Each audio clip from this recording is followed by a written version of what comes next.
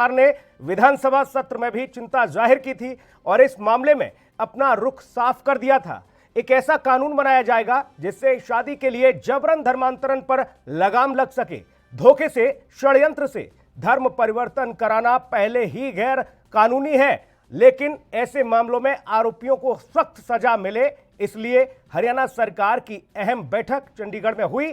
गृह मंत्री की अगर बात की जाए तो गृह मंत्री अनिल विज ने अध्यक्षता इस बैठक की, जिसमें गृह सचिव समेत कई बड़े अधिकारी मौजूद रहे। मंथन किया गया कि कैसे इस पूरे कानून को जब मूर्त रूप दिया जाएगा तो कड़ी से कड़ी सजा का प्रावधान रहेगा। क्या कुछ इस बैठक के बाद गृह मंत्री ने कहा, आपको सुनाते हैं।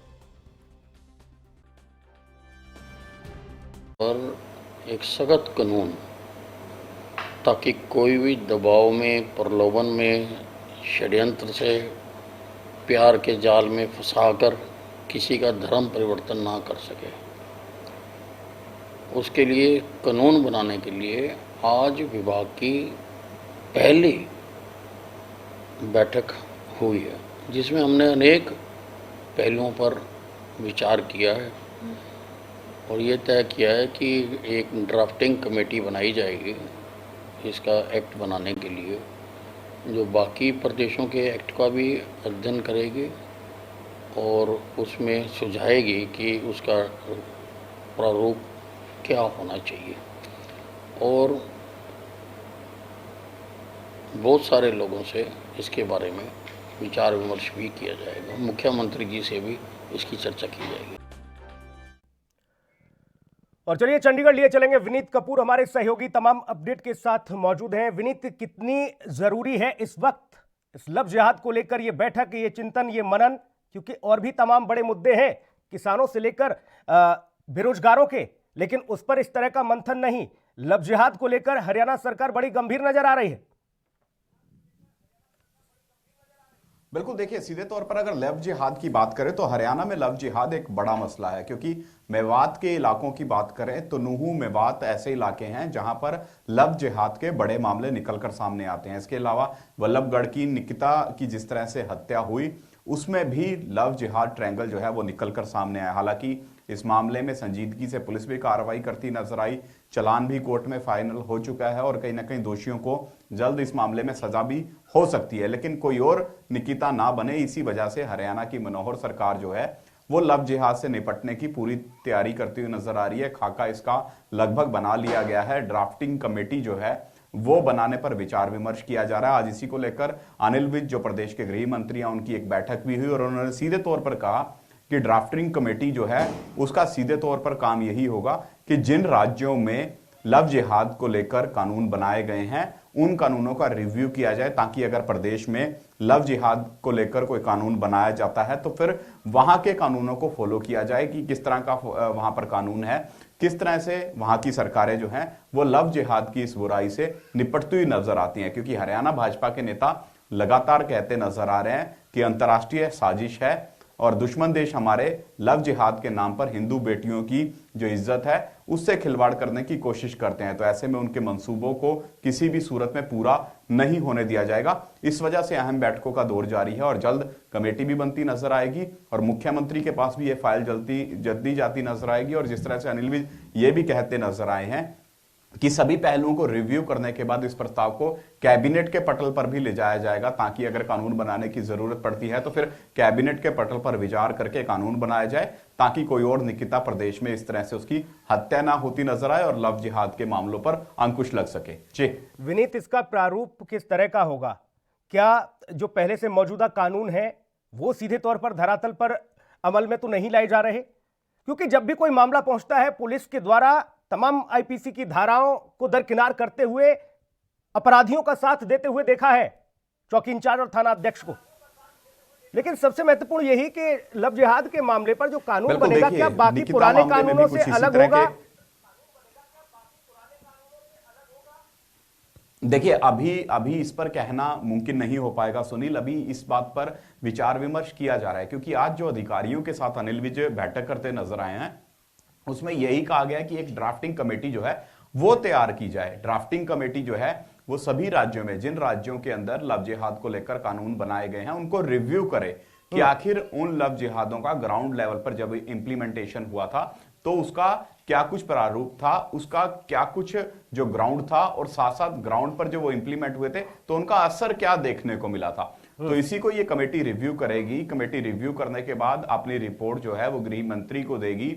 गृह मंत्री खुद उस पर मंथन करेंगे और उस मंथन के बाद वो रिपोर्ट जो है मुख्यमंत्री के टेबल पर जाएगी, जिसके बाद मुख्यमंत्री इस पर विचार करेंगे कि आखिर प्रदेश में इस कानून की जरूरत है, और अगर कानून बनाया जाता है तो क्या वो पहले के कानूनों की तर्ज पर बनाया जाएगा या फिर कोई नया कानून लेकर आएगी मनोहर सरकार, जिससे इस तरह की घटनाओं पर अंकुश लग सके। जी विनीत, क्या ये मामले की तपिश को देखकर चीजें हो रही हैं? क्योंकि मध्य प्रदेश उधर कानून बना देता है, वहां व्यवस्थाएं पहले हो जाती हैं, योगी आदित्यनाथ मंच से कह देते हैं कि राम नाम सत्य होगा ऐसे लोगों का। हरियाणा भी उस तासीर को समझ रहा है। बिल्कुल, देखिए सीधे तौर पर जिस तरह से लगातार लव जिहाद के मामले जो निकलकर सामने आ रहे हैं उसी को लेकर सरकारें जो हैं वो अब संजीदा होती नजर आ रही हैं, क्योंकि एक पहलू ये निकलकर सामने आया कि दुश्मन देश जो है वो अब लव जिहाद के नाम पर देश में इस तरह की गतिविधियों को अंजाम दे रहे हैं कि कहीं ना कहीं इसको एक इंटरनल टेररिस्ट एक्टिविटी का भी नाम यहां पर बीजेपी के नेता जो हैं वो देते नजर आ रहे हैं। और इतना ही नहीं, पिछले दिनों तो रामविलास शर्मा जो पूर्व शिक्षा मंत्री रहे हैं वो ये तक कहते नजर आए कि मेवात जैसे इलाकों में ये बड़ी समस्या है, बड़ी घटनाएं हर रोज वहां पर देखने को मिलती है और वहां के जो हिंदू संगठन है लगातार इससे लड़ाई लड़ते भी नजर आ रहे हैं। तो ऐसे में मंसूबे जो बाहरी ताकतों के हैं जो देश का माहौल खराब करना चाहते हैं उनके मंसूबों पर नजर है सरकारों की। इसी वजह से लगातार लव जिहाद की घटनाओं को सरकारें जो हैं वो नजरअंदाज नहीं कर रही हैं, बल्कि उनको लेकर सख्त कानून बनाए जा रहे हैं ताकि इस तरह की घटनाओं पर अंकुश लग सके, क्योंकि देश की बेटियों की इज्जत से जुड़ा मामला है, उनकी जिंदगी से जुड़ा ये मामला है। इसी वजह से सरकारें जो हैं वो बड़े लेवल पर संजीदा हैं। जी, आम जनता की अगर बात की जाए विनीत, आप देखिए लगातार लोगों के बीच जाते हैं, उनकी प्रतिक्रियाएं लेते हैं और वो भेजते हैं, हम भी दर्शकों तक पहुंचाने का काम करते हैं। आम जनता इस मामले पर क्या सोचती है और सीधे तौर पर आम जनमानस इससे कितना सरोकार रखता है? बिल्कुल, देखिए वल्लभगढ़ की जिस तरह से घटना निकलकर सामने आई या फिर उसके बाद जो वीडियो वायरल होती है उस समय जिस तरह के दृश्य दिखाए जाते हैं जिसमें निकिता की किस ढंग से हत्या की जाती है, किस तरह से .0 रेंज से उसको आरोपी जो है वो गोली मार देता है, और उसके बाद जो प्रदेश के गृह मंत्री हैं वो बयान देते हैं, वो ये कहते हैं कि पहले भी निकिता के परिवार की तरफ से 2018 में इस तरह की कंप्लेंट की गई थी, लेकिन कुछ दबाव के चलते उस कंप्लेंट को उनको वापस लेना पड़ा था। तो उसके बाद रिएक्शन जो निकलकर सामने आए लोगों के, तो लोग कहते नजर आए कि बेटियां जो हैं वो सुरक्षित होनी चाहिए, कोई और निकिता प्रदेश में पैदा ना हो, इस तरह के इंतजाम सरकार को करने चाहिए। तो ऐसे में जरूर लोगों का समर्थन यहां पर सरकार को मिलता नजर आ रहा है, लेकिन क्राउन जो पूरा का पूरा क्राइम का ग्राफ है प्रदेश में, उसकी जिस तरह से संख्याएं बढ़ती नजर आ रही हैं वो भी एक बड़ा सवाल है। तो यहां पर लोग ये भी कहते नजर आ रहे हैं कि भले ही सरकार इस तरह के कानून लेकर आए, लेकिन और जो क्राइम बढ़ते जा रहे हैं, रेप की घटनाओं में इजाफा हो रहा है, महिलाओं के प्रति अपराधों में जो इजाफा हो रहा है, हत्या की घटनाएं बढ़ रही हैं, एक्सटॉर्शन मनी की घटनाएं बढ़ती हैं, उन पर भी सरकार कहीं ना कहीं नकेल कसने का काम करे ताकि हर कोई सुखद माहौल में जीवन व्यतीत कर सके। जी विनीत, देखिए सरकार के साथ साथ जनता का भी बड़ी भागीदारी हो जाती है, माता पिताओं की भागीदारी हो जाती है, समाज की भागीदारी हो जाती है। सरकार कानून ला सकती है, लेकिन वो सारी शिक्षा, वो सारी व्यवस्था जो भारत की संस्कृति है, भारत की जो पद्धति है, माता पिताओं को भी पूरे तौर पर फर्ज निभाना होगा। क्योंकि इसमें आप एक चीज़ देखते होंगे कि सोशल मीडिया पर जितने भी बच्चे एक्टिव हैं, बेटा हैं, बेटियां हैं, ये लोग पढ़े लिखे हैं, ऐसा नहीं कि अनपढ़ हैं। गांव देहात में कोई जाकर खेत में काम करने वाली बेटी के साथ लव जिहाद का मामला नहीं आया अभी तक सामने। ये सब लोग सोशल मीडिया पर एक्टिव रहते हैं, बावजूद इसके जागरूकता की कमी, ये लोग जागरूक नहीं होते और माता पिताओं की बड़ी इस पूरे मामले में भूमिका अहम हो जाती है। विनीत, उनके लिए किस तरह का संदेश, कानून आप लाइए, अमल में भी लाइए, लेकिन एक जन भागीदारी के लिए, क्योंकि कोई भी बड़ा काम, कोई भी बड़ी संवेदना, कोई भी बड़ी जो योजना है, जब तक जनता और समाज उसमें भागीदारी नहीं अदा करेगा तब तक वो सीधे तौर पर पटल पर नहीं आएगी, धरातल पर नहीं आएगी। बिल्कुल बिल्कुल सुनील, सही बात है कि कहीं ना कहीं जागरूकता लाने की भी जरूरत है।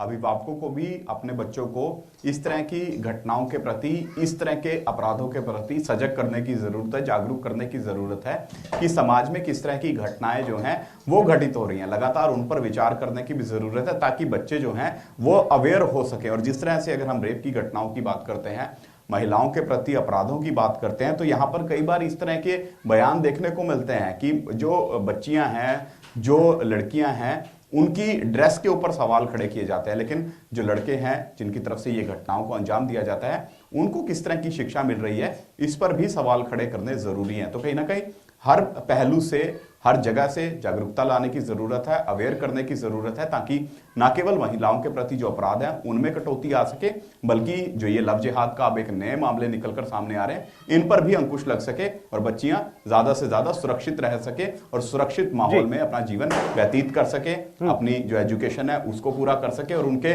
जो इरादे हैं, उनके जो मंसूबे हैं उनको पूरा कर सकें। जी विनीत, एक और महत्वपूर्ण सवाल ये हो जाता है कि जिस तरह से आप बता रहे हैं, देखिए हरियाणा का एक ऐसा क्षेत्र जो सीधे तौर पर बड़ा प्रभावित है, वहां पर भी कानून है, वहां पर भी पुलिस है, व्यवस्था है, सरकार की तमाम योजनाएं हैं, बावजूद इसके वहां पर ये सख्ती क्यों नहीं बरती जाती? तमाम हिंदूवादी संगठन है जो झोला डंडा लेकर वहां पर लड़ रहे हैं, वहां की खाकी क्या संवेदनहीन हो गई है?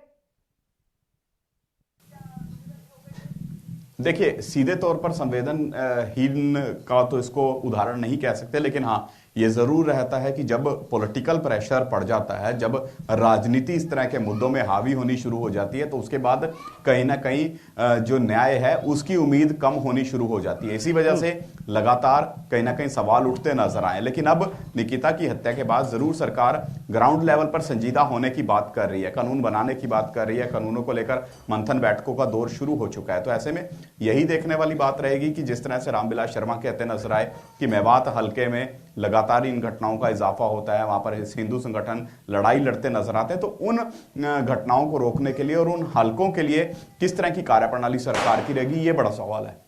क्योंकि अभी तक ऐसा कोई मामला नहीं आया विनीत सामने कि कोई भी संगठन गया हो और थानाध्यक्ष ये कह के वहां से हटा दे कि भैया इस मामले में कोई कानून नहीं लागू होता, इसके लिए नया कानून आएगा, लव जिहाद का कानून सरकार बनाएगी, तब हम इस पर कार्रवाई करेंगे, क्योंकि कानून तो पहले से है।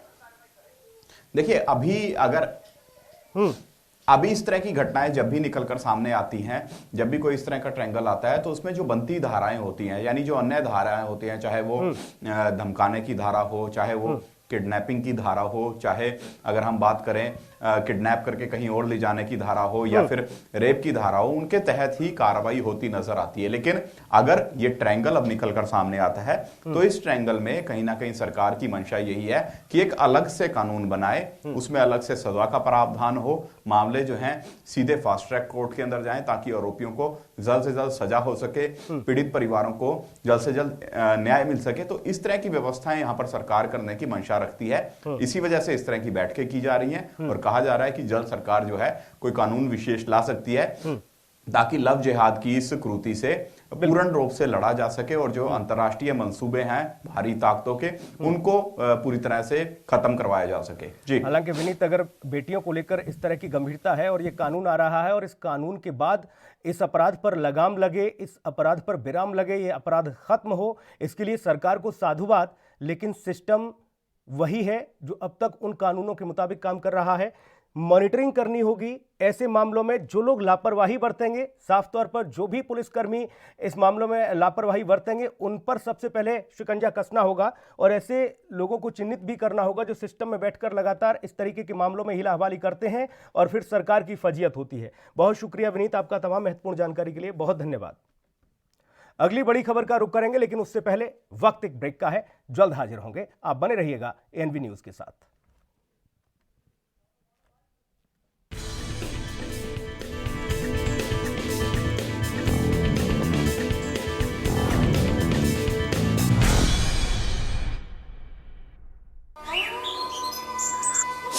कितना खेला करती तू घेर में अपने पापा गेल्या? माँ, हमने अपना घेर कद मिलेगा बेटी।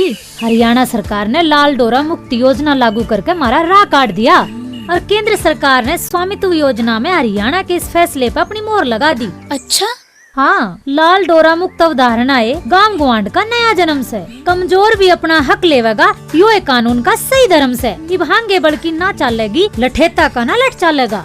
बिन रोड़े के हम भी मालिक, बेरा रहे अपने प्लाट जमीन का। घर होया चाहे घेर गितवाड़ा, लाल डोरे ते सही होगा। रजिस्ट्री होके खरीद फरोख्त पर भरम मिटेगा।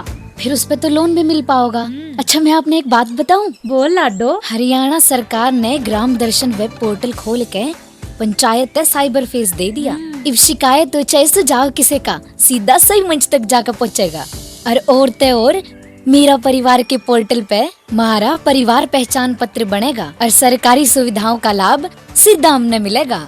तो किसा लिखड़ा यो साल भाई चोखा लिखड़ा पहला साल। शासन से सपनों को साकार कर रहे हो।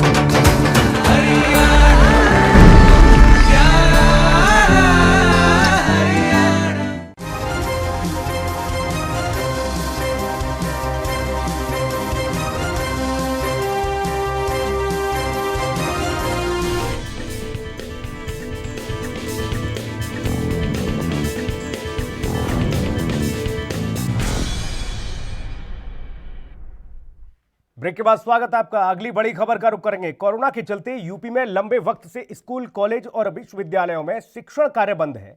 कोरोना संक्रमण को रोकने के लिए ऑनलाइन क्लासेस भी चल रही हैं, लेकिन अब राज्य की योगी सरकार ने कॉलेजों और विश्वविद्यालयों को फिर से खोलने का निर्णय लिया है। जानकारी के मुताबिक योगी सरकार 23 नवंबर से यूपी में कॉलेजों और विश्वविद्यालयों को फिर से खोलने का फैसला ले चुकी है, लेकिन इसके लिए एक अनिवार्य शर्त भी रखी गई है, जिसके मुताबिक शैक्षणिक संस्थानों में छात्रों की उपस्थिति किसी भी हाल में 50% से अधिक नहीं होगी।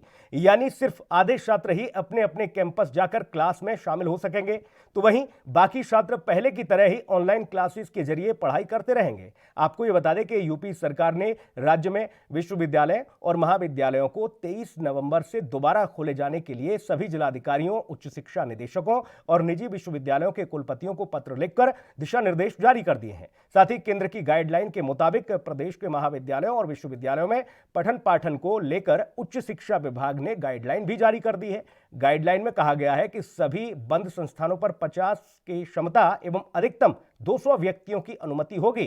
फेस मास्क, सोशल डिस्टेंसिंग के साथ ही थर्मल स्क्रीनिंग और सैनिटाइजर के साथ ही हैंड वॉश की उपलब्धता अनिवार्य है। और किस तरह से बाकी चीजें तैयार की जा रही हैं कॉलेजों के द्वारा, ये भी बड़ा दिलचस्प होगा देखना, क्योंकि लंबे अरसे से बंद पड़े हैं स्कूल, कॉलेजेस, विश्वविद्यालय। अब शैक्षणिक कार्य फिर से शुरू हो जाएगा और 50% छात्र ही उपस्थिति दर्ज करा सकेंगे।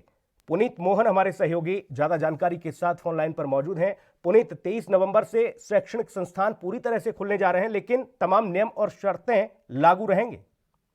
देखिए सुनील, जिस तरीके से लॉकडाउन से ही जो डिग्री कॉलेज थे वो बंद थे, लेकिन 23 नवंबर से अब इनको खोला जा रहा है, लेकिन तमाम शर्तें हैं और इन शर्तों का पालन वहाँ जो शिक्षक है उनको भी करना है, शैक्षिक संस्थान है उनको भी करना है, साथ ही साथ माता पिता को भी करना है। और सीधे तौर पर जो गाइडलाइन जारी करी गई है उसके अनुसार जो भी क्लास है उसमें 50% केवल जो छात्र हैं उनको अनुमति दी जाएगी। बाकी जो छात्र हैं, क्योंकि एक कैलेंडर बनेगा, यानी कि किस दिन कौन सा छात्र आएगा, और जो छात्र घर पर रहेंगे उनके लिए ऑनलाइन की वैसे ही व्यवस्था रहेगी जैसे व्यवस्था पहले से चालू है। ऑनलाइन शिक्षण के लिए शिक्षकों को प्रशिक्षित कर दिया जाना चाहिए पूरी तरीके से। ये शैक्षिक संस्थानों को आदेश दिए गए हैं कि वो इसको मैनेज करें कि जो बच्चे आ रहे हैं पढ़ने के लिए वो, और उनके साथ साथ जो बच्चे घर पर हैं उनकी भी पढ़ाई का नुकसान नहीं हो।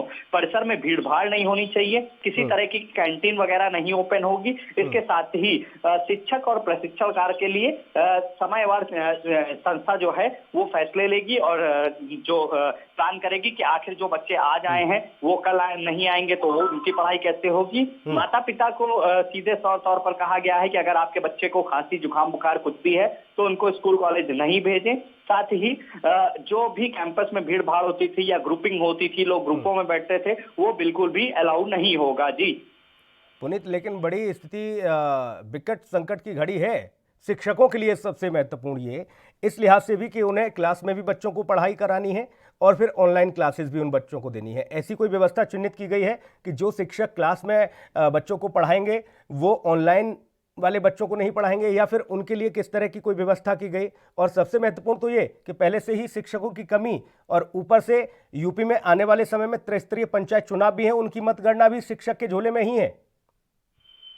देखिए, इसके लिए सरकार ने जो प्लान किया है वो जो भी विद्यालय हैं उनके जो भी प्रमुख हैं उनसे बातचीत हुई है और उसके बाद ये फैसला लिया गया है। जो भी शिक्षक बच्चों को ऑनलाइन शिक्षा देंगे, पूरी एसओपी प्रक्रियाओं को पूरी तरीके से उनको अवगत करा दिया जाएगा। साथ ही किसी भी तरीके के मूल्यांकन में फर्क नहीं होगा, चाहे वो सेमेस्टर की पढ़ाई बच्चा आकर के कर रहा है या घर पर कर रहा है। शिक्षक की पूरी जिम्मेदारी है कि किसी भी तरीके का कोई भी चैप्टर उसका छूटना नहीं चाहिए। कोविड-19 से संबंधित जानकारी भी बच्चों को बीच बीच में देते रहना है और जो भी ऑनलाइन बच्चे पढ़ाई कर रहे हैं, अगर नेक्स्ट डे उनको आना है तो शिक्षक कहीं ना कहीं अगर उनको ऐसा लगता है कि बच्चे में कुछ लक्षण है तो वो उसे रोक सकते हैं। तमाम तरीके की गाइडलाइन बनाई गई है। माता पिता से भी रिक्वेस्ट करी गई है कि अगर बच्चे को किसी भी तरीके की खांसी जुकाम बुखार की शिकायत है तो उनको ना भेजे। देखिए, पढ़ाई डिस्टर्ब हो रही थी, उसको देखते हुए अब कहीं ना कहीं स्कूल कॉलेज खोलना एक मजबूरी भी हो रही है। लेकिन जो नियम बनाए गए हैं, हालांकि स्कूल को लेकर के भी ये नियम बनाए गए थे, लेकिन बहुत से ऐसे माँ बाप थे जिन्होंने अपने बच्चों को स्कूल नहीं भेजा है। और अब विद्यालय के लिए भी यही नियम बनाए गए हैं, किसी तरह की कोई कैंटीन नहीं खुलेगी।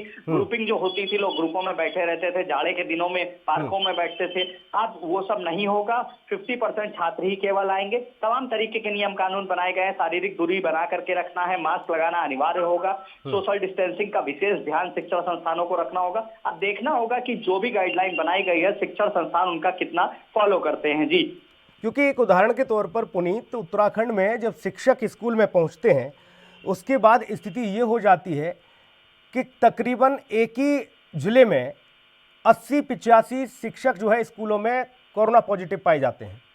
अब समस्या तो ये भी है कि पहले वो भी अपना टेस्ट करा लें। क्या इसके लिए कोई अनुमति जारी की गई है, कोई गाइडलाइन के पहले शिक्षक अपनी रिपोर्ट जमा करें कि वो बिल्कुल स्वस्थ हैं या नहीं? जी बिल्कुल, 23 तारीख से जब ये विद्यालय खुलेंगे उससे पहले चाहे वो वहाँ के कर्मचारी हो या शिक्षक हो या अन्य लोग हो, सभी का कोविड टेस्ट होगा और जिनकी रिपोर्ट निगेटिव आएगी उन्हीं की एंट्री होगी। अगर कहीं पर केसेस ज्यादा आते हैं या फिर ज्यादा पॉजिटिव केस निकलते हैं तो उस विद्यालय को कुछ दिन के लिए बंद रखा जाएगा।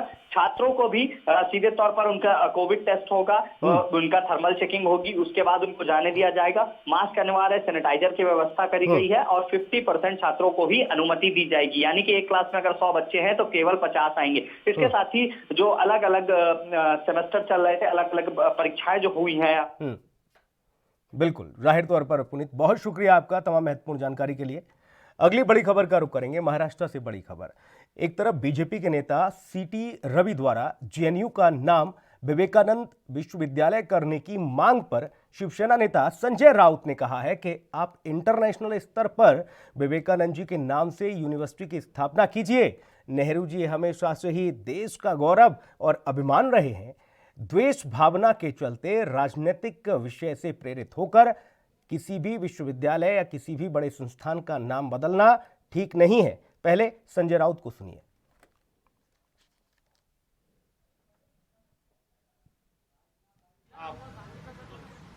इंटरनेशनल लेवल पे स्थापन करें। पंडित जवाहरलाल नेहरू इस देश का हमेशा अभिमान और गौरव रहे हैं। सिर्फ एक द्वेष भावना, सूड भावना या राजनीतिक विषय से प्रेरित होकर इस प्रकार से नाम बदलना पंडित जी का ये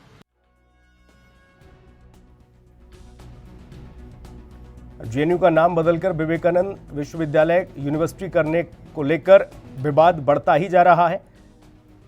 संजय राउत ने इस मुद्दे को हाथों हाथ लिया। उन्होंने कहा कि आप विश्व स्तरीय काम करिए लेकिन यहां इस तरह के काम मत करिए। सीधे लिए चलेंगे मुंबई। हमारे सहयोगी मुरारी सिंह हमारे साथ जुड़े हुए हैं।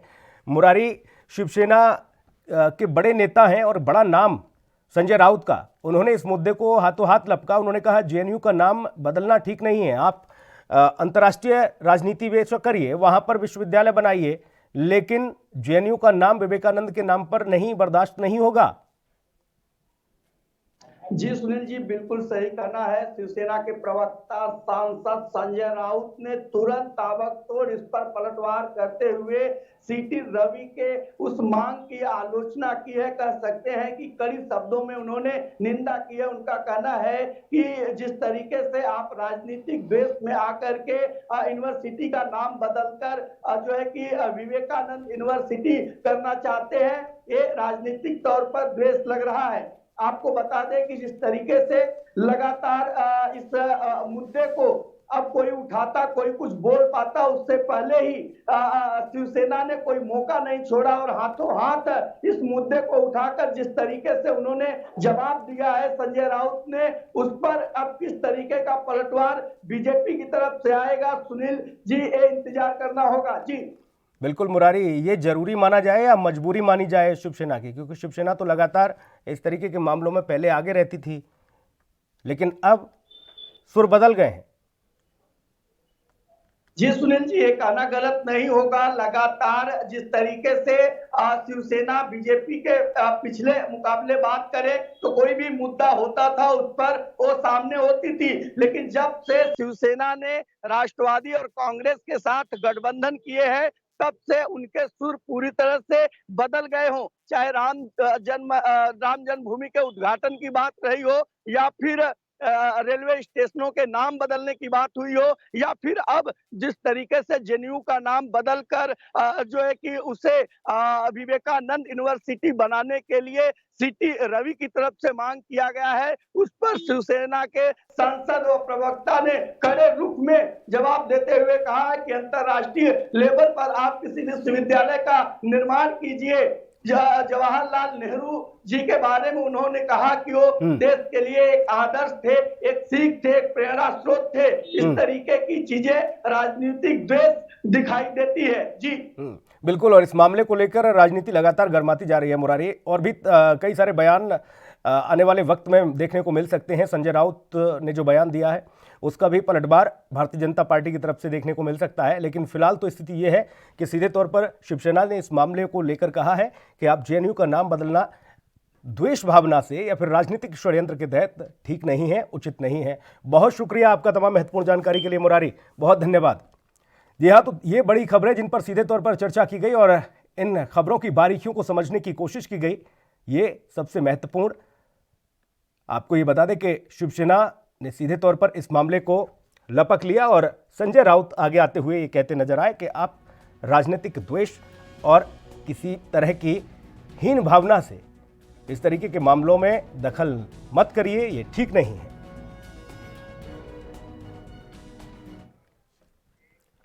इस बुलेटिन में इतना ही। बाकी खबरों की अपडेट के लिए आप बने रहिए एएनवी न्यूज़ के साथ। नमस्कार।